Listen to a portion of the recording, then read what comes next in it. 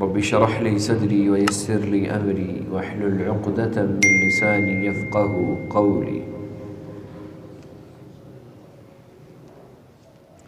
اللہ رب العزت نے قرآن مجید کے اندر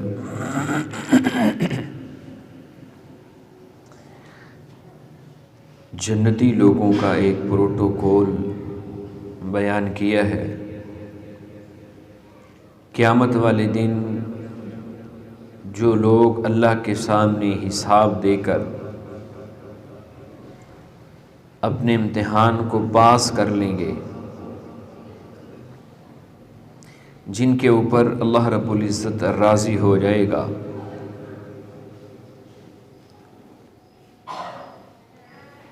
جب وہ جنت کی طرف جائیں گے تو ان کی جنت کی طرف جانے کا جو پروٹوکول ہے، جو انداز ہے، اور فرشتوں کا آگے سے جو استقبال ہے، اس کو اللہ نے سورہ زمر کی آخری آیات کے اندر بیان کیا ہے۔ فرمایا وَسِيقَ الَّذِينَ اتَّقَوْا رَبَّهُمْ إِلَى الْجَنَّةِ زُمَرًا حَتَّى إِذَا جَاءُوهَا وَفُتِحَتْ أَبْوَابُهَا وَقَالَ لَهُمْ خَزَنَتُهَا سَلَامٌ عَلَيْكُمْ طِبْتُمْ فَادْخُلُوهَا خَالِدِينَ کہ فرشتے جو جنت کے دروازوں پر کھڑے ہیں، دروازے کھولے گئے ہیں، تو دربان فرشتے ان کے اوپر سلامتی پیش کرتے ہیں اور یہ کہتے ہیں کہ تمہارے لیے خوشخبریاں ہوں، تمہارے لیے یہ جنت ہمیشہ ہمیشہ کے لیے، فادخلوها خالدین۔ اور ایمان والے جو ہوں گے وہ بھی اللہ کا شکریہ ادا کریں گے، جن کے اوپر اللہ رب العزت راضی ہو جائے گا۔ وَقَالُوا الْحَمْدُ لِلَّهِ الَّذِي صَدَقَنَا وَعْدَهُ، وہ کہیں گے اللہ رب العزت کے لیے ساری تعریفیں ہیں کہ اس نے ہمارے ساتھ جو وعدے کیے تھے وہ اس نے پورے کیے ہیں۔ اب جو شخص جنت کے اندر جائے گا، جانا تو اس نے ایک دروازے سے ہے، لیکن کچھ خوش نصیب ایسے بھی ہوں گے کہ جنت کے دروازے پہ کھڑا ہوا ہر فرشتہ اس کی خواہش ہوگی کہ یہ شخص اس دروازے سے داخل ہو، یعنی اللہ رب العزت نے ان کے ساتھ محبت اتنی کی ہے اور پھر وہ محبت فرشتوں کی دلوں کے اندر بٹھائی ہے کہ ہر فرشتہ ہی خواہش کر رہا ہے، جنت کے ہر دروازے سے ان کو آواز لگائی جا رہی ہے۔ یہ تین قسم کے اعزازات ہوں گے۔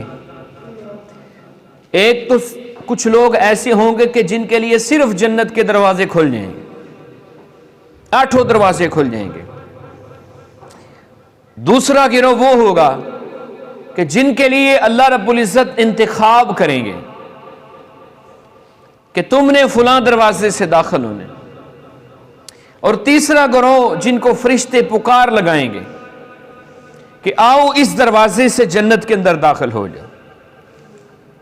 تو ایک شخص کو اس کے بارے میں اللہ کے رسول علیہ السلام نے نشاندہی کر دی تھی جب انہوں نے سوال کیا سیدنا ابو بکر صدیق رضی اللہ تعالیٰ نے کہ کوئی ایسا شخص ہے جس کو جنت کے 8 دروازوں سے آواز لگے گی؟ تو آپ نے فرمایا ہاں، مجھے امید ہے کہ تم ان میں سے ہو جس کو جنت کے 8 دروازوں سے آواز لگائی جائے گی۔ اسی طرح رسول اللہ صلی اللہ علیہ وسلم نے ایک حدیث کے اندر 3 اعمال کا ذکر کیا ہے۔ من عبد اللہ ولم یشرک بہ شیئا، جو شخص اللہ کی خالص عبادت کرتا ہے، اللہ کے ساتھ کسی کو شریک نہیں کرتا، دوسرا کام کیا کرتا ہے؟ فَأَقَامَ الصَّلَاةَ، وآت الزکات، اس کے اوپر جو نمازیں فرض ہیں ان کو باقاعدگی کے ساتھ ادا کرتا ہے، موحد ہے، اور توحید کے بعد اس کے پاس نمازوں کی حفاظت ہے، اور اگر وہ صاحب نصاب ہے وآت الزکات، پھر وہ زکات بھی ادا کرتا ہے۔ اور اگلی بات نبی صلی اللہ علیہ وسلم نے فرمایا کہ وَسَمِعَ وَأَطَاعَ، کہ جس نے سنا نبی صلی اللہ علیہ وسلم کی احادیث کو، اللہ رب العزت کے قرآن کو، وَأَطَاعَ، پھر اس نے اطاعت کر کے دکھائی، فَإِنَّ اللَّهَ يُدْخِلُهُ مِنْ أَيِّ أَبْوَابِ الْجَنَّةِ شَاءَ لَهَا ثَمَانِيَةَ أَبْوَابٍ، فرمایا اس کے لیے قیامت والے دن 8 دروازے کھل جائیں گے،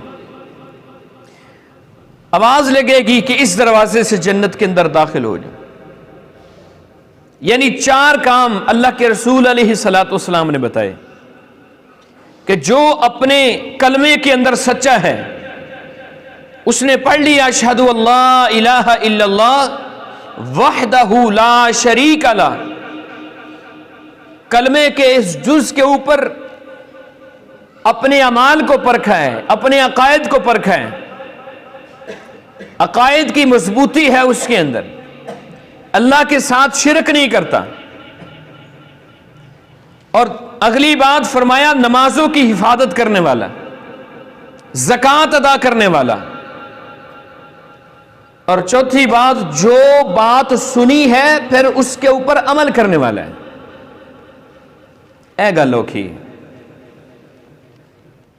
نمازیں تو ادا کر لیں گے، زکوٰۃ بھی دے لیں گے، کچھ لوگوں کو اللہ نے موحد بھی بنا دی ہے، لیکن اپنی عادات کو بدلنا، اپنی عادتوں کو اسلام کے مطابق ڈھالنا، یہ خصوصیت صحابہ کرام میں تھی۔ اسی وجہ سے اللہ رب العزت نے ان کو کہا ہے کہ تم دنیا کے اندر پھر رہے ہو لیکن میں تم پہ راضی ہوں، کہ جو انہوں نے سنا ہے پھر اس کے اوپر فوری اطاعت کر کے دکھائیے۔ رسول اللہ صلی اللہ علیہ وسلم کے سامنے حضرت عمر نے کہا تھا نا، آپ مجھے جان سے پیارے نہیں ہیں، آپ باقی ہر چیز سے پیارے ہیں، تو آپ نے فرمایا عمر تیرا ایمان مکمل نہیں ہوا ابھی تک۔ تو چونکہ چنانچہ اگرچہ مگرچہ گھر والے باہر، خاندان، کنبہ، قبیلہ، معاشرہ کچھ نہیں، فوری انہوں نے کہا نہیں اللہ کے رسول آپ مجھے اپنی جان سے بھی زیادہ پیارے ہیں۔ یعنی جب پتہ چلا ہے کہ ابھی تو میرا ایمان مکمل ہی نہیں ہوا، تو پھر انہوں نے اپنے آپ کو جھکا لیا، اللہ کے رسول مجھے آپ اپنی جان سے بھی زیادہ عزیز ہے، آپ نے فرمایا اب تیرا ایمان مکمل ہوا ہے۔ یہ ایک مثال ہے، اس طرح کی 20 مثالیں ہیں صحابہ کرام کے زمانے کے اندر۔ ہم ذرا اپنے آپ کو پرکھ لیں، ہم ایک حدیث میرے خیال میں مجھے ایک عرصہ ہو گیا ہے سناتے ہوئے، اکثر سنایا کرتا ہوں کہ جب تک امام مصلی پہ نہ آئے تب تک آپ نے کھڑے نہیں ہونا، نماز کے لیے بیٹھے ہیں، نماز کے انتظار میں ہے، اور اللہ کے رسول علیہ السلام کیا فرماتے ہیں، تم نماز کے انتظار میں بیٹھے ہو، تم کچھ بھی نہیں کر رہے، خاموشی کے ساتھ بیٹھے ہو، بس نماز کا انتظار کر رہے ہو۔ نبی صلی اللہ علیہ وسلم نے فرمایا تم ایسے ہی ہو جیسے تم نماز ادا کر رہے، مفت کی نیکی ہیں۔ لیکن اس حدیث کے اوپر عمل کرواتے ہوئے مجھے ایک عرصہ ہو گیا، ہر مہینے بعد 2 مہینوں بعد ہمارے بھائیوں کو یہ حدیث بول جاتی ہے، بس جیسے ہی اس گھڑی نے آواز لگائی یہ کہتی کھڑے ہو جاؤ، امام آئے نہ آئے کوئی بات نہیں، بس کھڑے ہو جانا ہے صف بنا کے،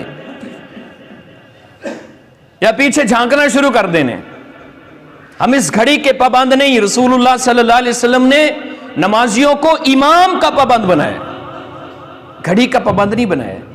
نبی صلی اللہ علیہ وسلم کے زمانے کے اندر نمازوں کا وقت متعین نہیں تھا، آپ نے بعض اوقات نصف رات تک بھی اپنی نمازوں کو آپ لے کر گئے ہیں۔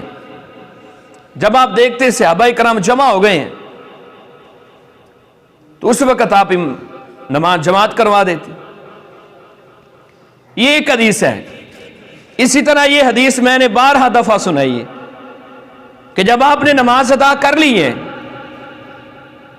ہم منتیں کرتے ہیں، منتیں امام صاحب کی، قاری صاحب میرے واسطے دعا کرو، والدین کی منتیں کرتے ہیں میرے واسطے دعا کرو۔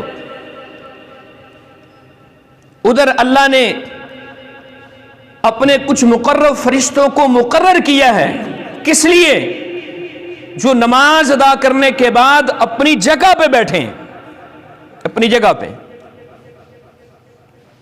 آپ نے ان کے لیے 2 دعائیں کرنی ہے۔ فرشتوں کو حکم ہے اللہ رب العزت کی طرف سے 2 دعائیں کرنی ہیں، اللہم اغفر لہ وارحمہ، یا اللہ اس کے اوپر رحم بھی کر، اس کو بخش بھی دے۔ مومن بندے کی اس سے بڑھ کر خواہش کیا ہو سکتی؟ اور یہی تمنا ہے نا، نماز، روزہ، حج، زکات، صدقات و خیرات، نیکیاں، نوافل، ذکر و اذکار کا مقصد کیا ہے؟ اللہ کی رحمت ہے، اللہ رب العزت کی بخشش ہے۔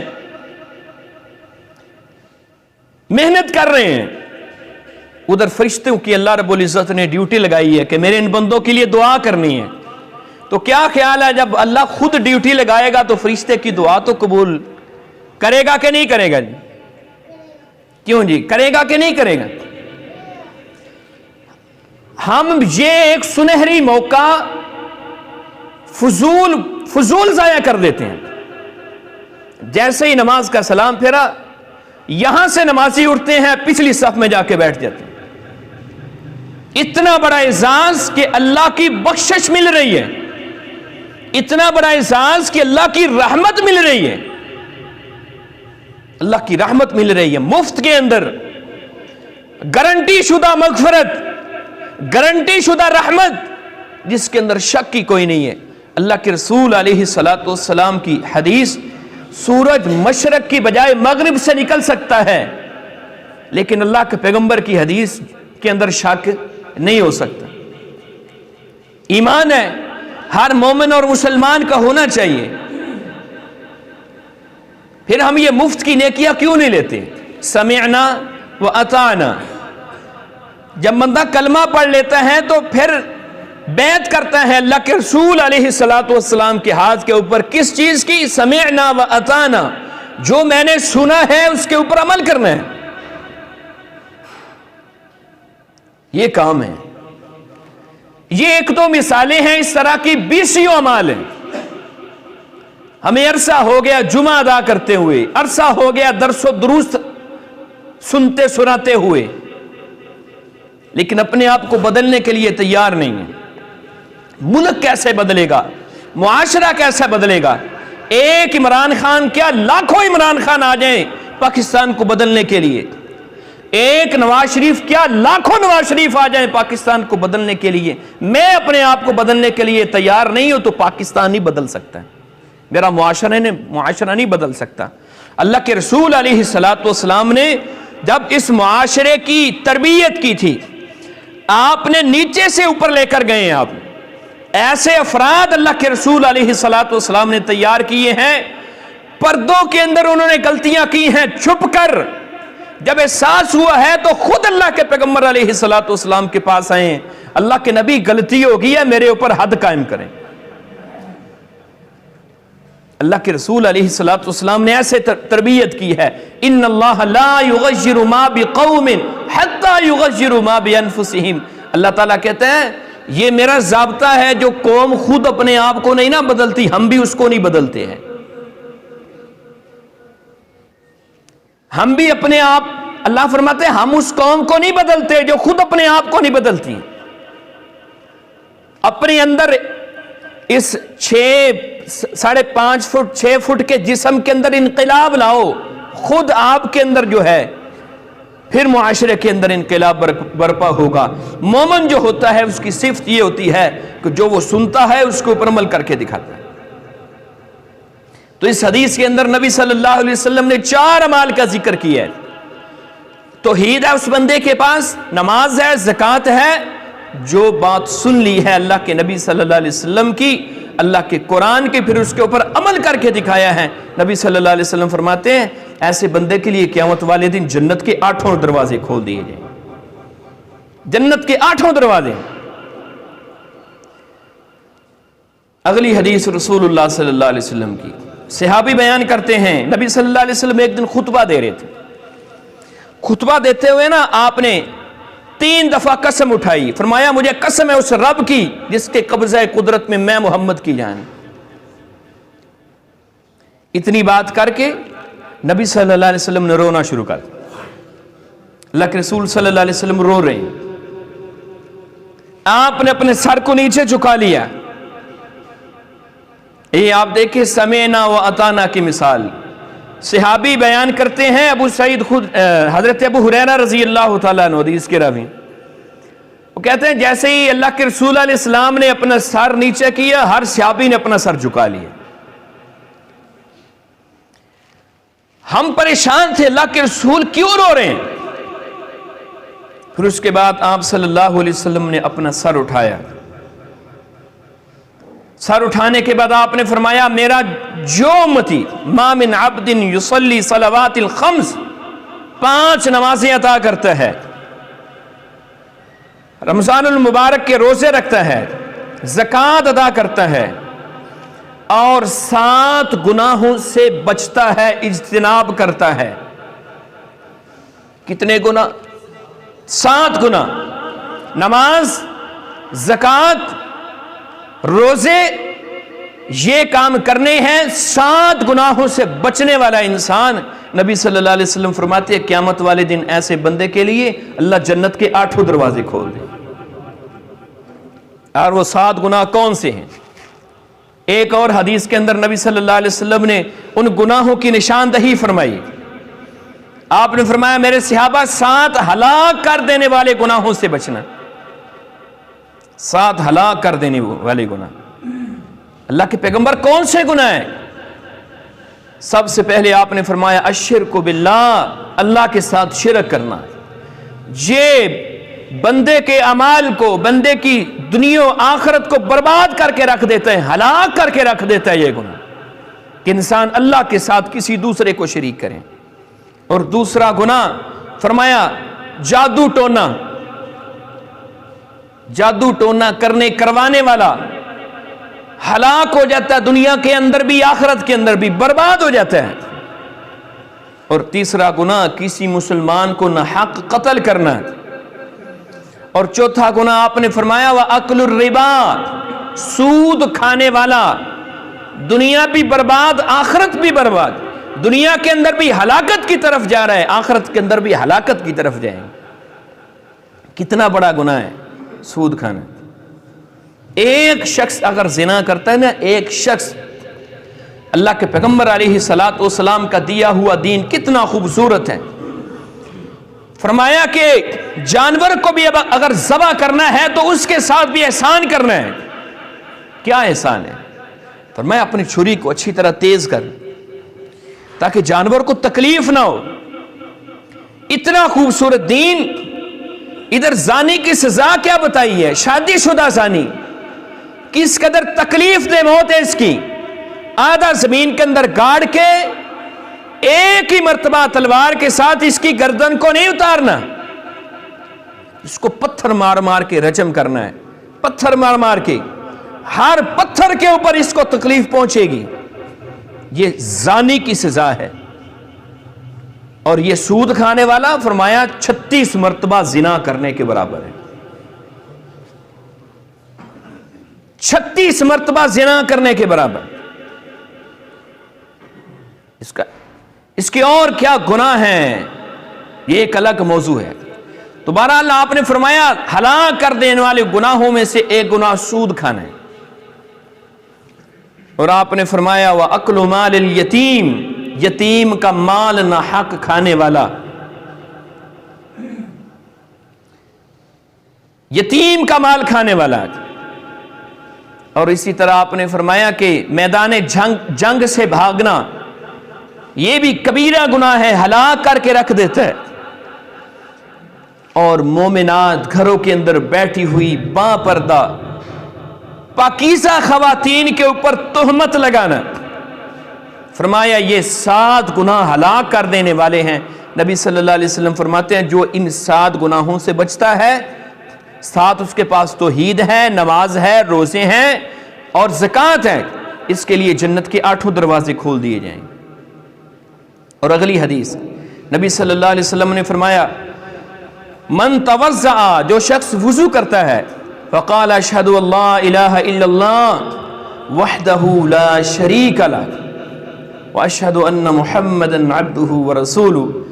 اللہ رب العزت کو یہ دعا اتنی پسند آتی ہے. عمر بن خطاب بیان کرتے ہیں نبی صلی اللہ علیہ وسلم نے فرمایا جو بندہ وضو اچھی طرح کرنے کے بعد یہ دعا پڑھ لیتا ہے، ایسے شخص کے ساتھ اللہ اتنی محبت کرتا ہے، اس کے لیے بھی اللہ جنت کے 8 دروازے کھول دے. صرف وضو کے بعد دعا ہے، لیکن اس کے ساتھ ساتھ توحید ضروری ہے. اور پھر اس شہادتین کے مطابق اپنے عقائد کو بھی رکھنا ضروری ہے. وگرنہ یہ نہیں ہے کہ جیسے مرضی کرتا پھرے، بس وضو کر لے اور وضو کے بعد دعا پڑھ لے تو جنت پکی ہے، ٹھیکیدار بن گئے. ایسی بات نہیں ہے. عقائد کی درستگی، یہ آپ نے جو اقرار کیا ہے، ہر وضو کے ساتھ جو اقرار کرتے ہیں ان عقائد کے اوپر پختگی، یہ لازمی اور ضروری ہے. اسی طرح نبی صلی اللہ علیہ وسلم فرماتے ہیں من انفق زوجین فی سبیل اللہ، جو بندہ جوڑا اللہ کے راستے میں صدقہ کرتا ہے، جوڑا، جو بھی چیز دیتا ہے 2 چیزیں دیتا ہے. کسی کو کچھ سبزی وغیرہ صدقہ کرنی ہے تو وہ بھی 2 دیتا ہے. حدیث کی شرح جو کی گئی ہے نا اس حدیث کی، ایک شرح تو یہ کی گئی ہے کہ 2 ایک جیسی چیزیں، کسی کو خوشبو دینی ہے تو 2 خوشبوئیں دینی ہیں، پیسے دینے ہیں تو وہاں بھی جوڑا، کوئی جانور دینا ہے تو وہاں بھی جوڑا. ایک حدیث کی شرح یہ کی گئی ہے. دوسری شرح یہ کی گئی ہے کہ آپ نے کسی بندے کو ایک روٹی صدقہ کرنی ہے تو ساتھ اس کے سالن بھی صدقہ کریں تاکہ اس کی ضرورت پوری ہو جائے. یعنی 2 چیزیں ایک جیسی ہیں، ایک کے بغیر دوسری ادھوری ہے، تو دونوں چیزیں صدقہ کرنی ہیں. تو فرمایا جو بندہ صدقہ کرتے وقت اس بات کا خیال رکھتا ہے کہ جوڑا صدقہ کرتا ہے، 2 چیزیں صدقہ کرتا ہے ایک جیسی، نبی صلی اللہ علیہ وسلم فرماتے ہیں اس کا یہ عمل بھی اللہ کو اتنا محبوب ہے، اللہ اس کے لیے جنت کے 8 دروازے کھول دیتا ہے. جوڑا اللہ کے راستے میں صدقہ کرنے والا. اگلی حدیث کے اندر نبی صلی اللہ علیہ وسلم نے عورتوں کو خاص طور پہ 4 کام ایسے بتائے ہیں جس عورت کے اندر یہ 4 خصوصیات ہوں گی اس کو بھی یہ اللہ رب العزت انعام دے گا. اذا صلت المرأة خمسها، سب سے پہلے موحد ہونے کے بعد اس عورت کی زندگی میں 5 نمازیں ہیں. 5 نمازیں آ گئی اس کی زندگی کے اندر. وصامت شہرہا، رمضان المبارک کے روزے رکھنے والی ہے. دوسری خصوصیت اس عورت کی رمضان کے روزے رکھتی ہے. وَأَحْسَنَتْ فَرْجَهَا، اپنی شرمگاہ کی حفاظت کرتی ہے، اپنی عفت، اپنی عزت، اپنے حیا کی حفاظت کرتی ہے. وَأَطَاعَتْ بَالَهَا، اور اپنے خاوند کی فرما بردار بن کے رہتی ہے. نبی صلی اللہ علیہ وسلم فرماتے ہیں اس عورت کے لیے بھی اللہ قیامت والے دن جنت کے 8 دروازے کھول دے گا، جس دروازے سے چاہے جنت کے اندر داخل ہو. یہ ایک بہت بڑا اعزاز ہے جو اللہ رب العزت ایک مومن بندے کو دیں گے. اور اسی طرح نبی صلی اللہ علیہ وسلم نے فرمایا ما من عبد یموت له 3 من الولد، جس بندے کے 3 بچے اس دنیا سے رخصت ہوئے ہیں اس حالت میں کہ وہ بلوغت کو نہیں پہنچے تھے، بچپن کے اندر جس شخص کے 3 بچے اللہ نے واپس لے لیے، پھر وہ واویلے نہیں کرتا، صبر کر کے دکھاتا ہے، صبر کر کے دکھاتا ہے۔ نبی صلی اللہ علیہ وسلم فرماتے ہیں اس بندے کو بھی اللہ یہ انعام دے گا کہ 3 مرتبہ اللہ نے اس بندے کو آزمایا ہے، تینوں مرتبہ اس نے صبر کیا ہے، اللہ کی حمد و ثنا کی ہے، اللہ کی رضا کے ساتھ راضی رہا ہے۔ نبی صلی اللہ علیہ وسلم فرماتے ہیں اس کے لیے بھی اللہ جنت کے 8 دروازے کھول دے۔ صبر شرط ہے، بات بات کے اوپر دوسروں کے سامنے ذکر نہیں کرتے کہ میرے تے اللہ نے 3 لے لینے، نہیں، جب آپ اللہ رب العزت نے لے لیے ہیں تو پھر اس کے اوپر صبر ہے۔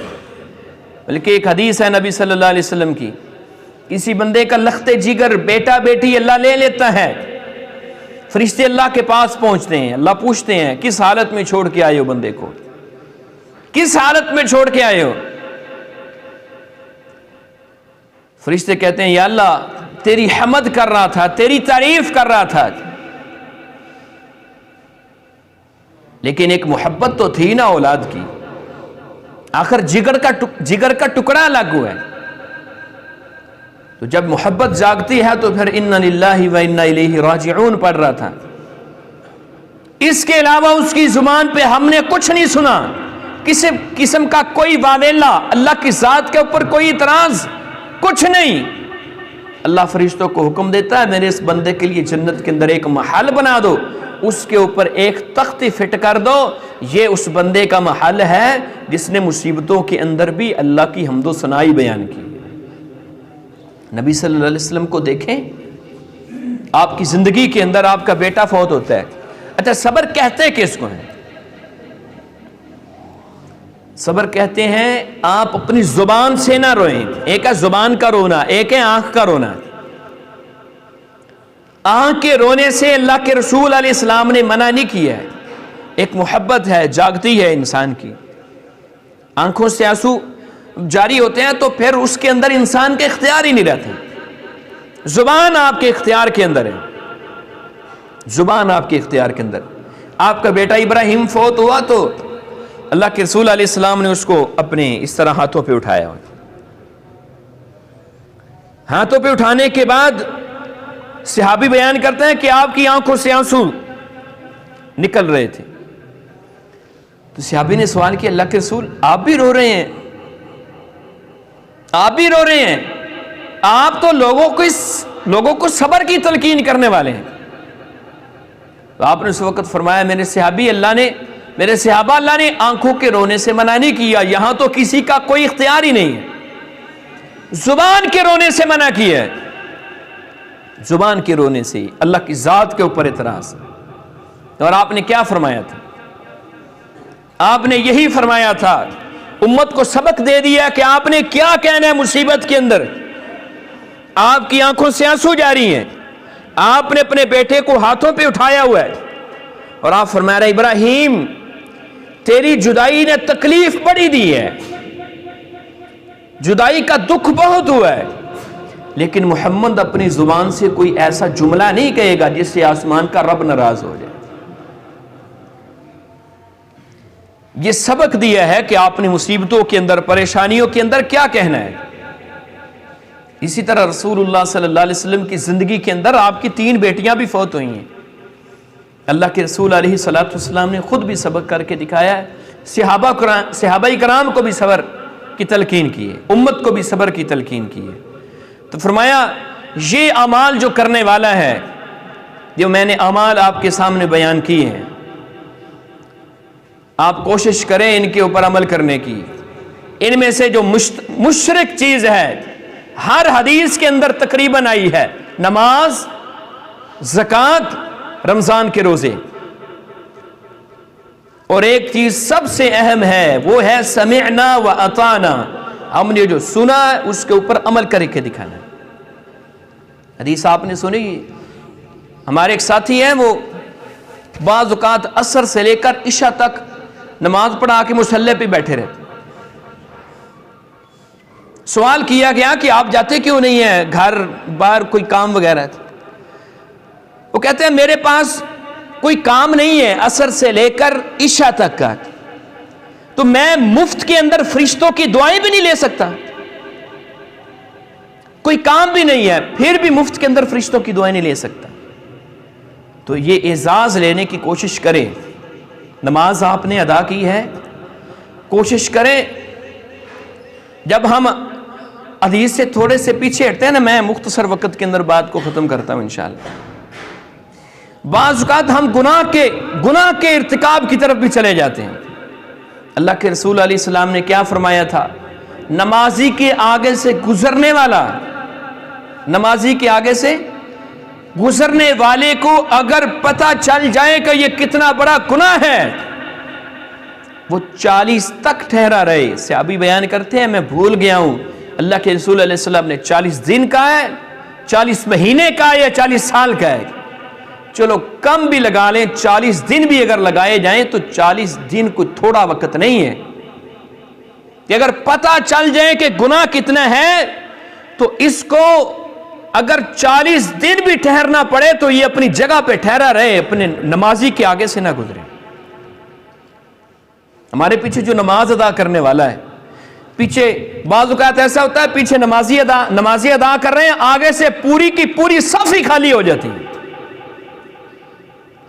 اب آپ کے پیچھے جو نماز ادا کرنے والا زیادہ سے زیادہ کتنا وقت لے لے گا؟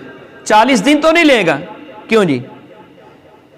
یا 40 گھنٹے لے گا؟ میرے خیال میں 40 منٹ بھی وہ نہیں لے گا، زیادہ سے زیادہ 5 سے 7 منٹ کے اندر اگر کسی کی چاروں رکھتے بھی رہی ہیں، وہ تشہد کے اندر بھی آ کے ملا ہے نا، تو 5 سے 7 منٹ کے اندر اپنی نماز کو مکمل کر لے گا۔ ہم اتنے مصروف ہیں کہ ہم اپنے بھائی کے لیے، اپنی نماز کی حفاظت کے لیے، فرشتوں کی دعائیں لینے کے لیے 7 منٹ بھی نہیں نکال سکتے، 7 منٹ بھی نہیں نکال سکتے۔ غور کرنے کی بات ہے، فکر کرنے کی بات ہے۔ اس لیے میرے بھائیوں کوشش کریں کہ جو ہم نے سنا ہے اس کے اوپر عمل کر کے دکھائیں۔ اللہ ہم سب کو یہ اعزاز نصیب فرمائے۔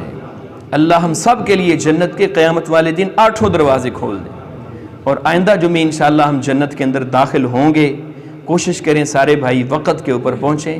اللہ رب العزت مجھے اور آپ کو عمل کی توفیق عطا